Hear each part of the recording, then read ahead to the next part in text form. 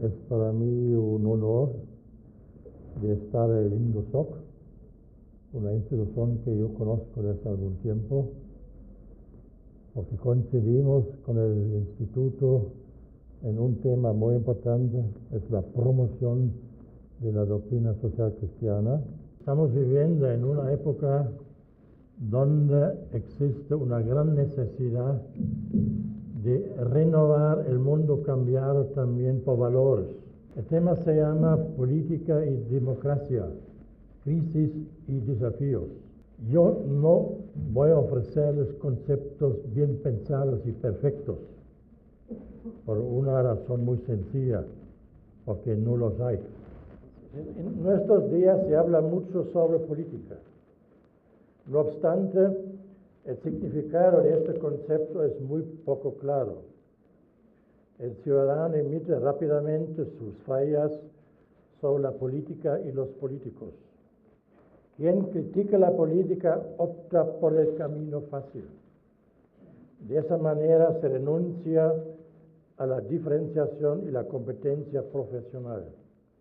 Muy a menudo son estados de ánimo, sentimientos, prejuicios y emociones los factores que determinan el juicio, ante todo negativo, sobre la política y los políticos. Porque también resulta fácil echar la culpa a la política por las cosas desagradables de la vida.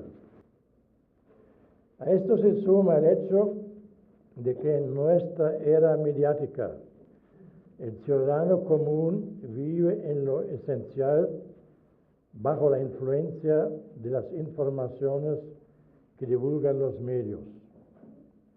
Mientras los medios impresos, con excepción de la prensa amarilla y los productos masivos, ofrecen por lo menos la oportunidad de informarse detalladamente sobre situaciones y sucesos políticos, puesto que, si es necesario, se puede leer por segunda o tercera vez un informe o un artículo en el periódico. El consumidor de programas electrónicos, radio, televisión, puede absorber solamente las informaciones en el momento de su transmisión y proyección visual. El consumidor común se encontrará confrontado con una influencia permanentemente negativa de lo político. Lo bueno y lo positivo, éxitos y procesos impresionantes constituyen un objeto de publicación solamente en casos excepcionales y más bien como un fenómeno secundario. Lo negativo, que es resaltado aún más por medio de imágenes y comentarios, salta al primer plano. Esto está referido en gran medida a la política y los actores políticos. No hay ningún país en el mundo donde los políticos ocupan, según las encuestas, uno de los primeros puestos en la escala de aceptación. Siempre terminan en los últimos lugares. En este contexto no es pertinente comparar entre la reputación de un cardenal y de un político, porque sus tareas y funciones respectivas no son aptas de ser comparadas. El quehacer, el comportamiento y las decisiones del político, ya sea presidente, jefe de gobierno, ministro, diputado, alcalde, tienen una relación muy directa respecto de los ciudadanos, ya que son ellos justamente quienes tienen que vivir bajo las consecuencias que conllevan las decisiones políticas. Y como cada ciudadano piensa en primer lugar en sus propios intereses, en la mayoría de los casos no va a estar de acuerdo con aquellas decisiones que le incumban personalmente. De este modo surge displicencia, aburrimiento, distancia frente a la política. Si bien tales observaciones no han de ser generalizadas, reflejan una tendencia que tiene cada vez más impacto. Por otro lado, Los políticos tampoco constituyen ejemplos.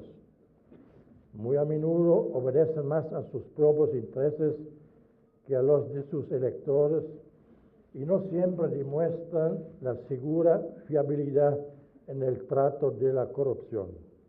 La política se encuentra cada día más en una crisis real que se ve incrementando por la creciente complejidad de los acontecimientos y los procesos que tienen lugar en el mundo abierto y global, los cuales son transportados por los medios dentro de pocos segundos y dados a conocer luego en forma manipuladora. ¿Qué fundamenta el comportamiento humano como comportamiento moral? ¿Cuáles son los criterios morales que legitiman el uso del poder? ¿Qué objetivos y qué medios debe emplear la política para su legitimación moral? ¿Cómo se pueden fundamentar éticamente el comportamiento y el actuar político? ¿Qué normas éticas son vinculantes y dan orientación? Estas son algunas de las muchas cuestiones que están planteadas en el campo de la ética y la política. Es útil diferenciar aquí primeramente dos niveles de ética. En primer lugar, la ética individual que concierne el ser humano como persona. Aquí se replantea para el hombre la cuestión sobre lo bueno y lo malo dentro del marco de su comportamiento y actuar individuales, cuando el individuo empieza a ser activo en la sociedad. Entonces se plantea la cuestión relacionada con la ética social. ¿Qué derechos, deberes, normas y orientaciones morales tiene que observar el hombre cuando está actuando en la sociedad? ¿Frente a qué valores y vínculos morales se siente comprometido al ejercer poder espiritual, cultural, social, económico o político? La democracia es un valor por sí, no es solamente una forma de Estado, sino igualmente una forma de vida.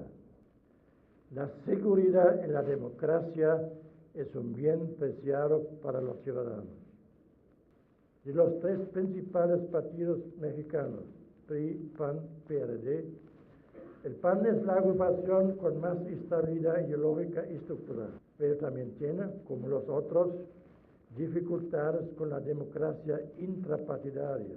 De todas maneras, los partidos políticos en un sistema presidencialista tienen dificultades para cumplir con su tarea real, la representación de los intereses de los electores.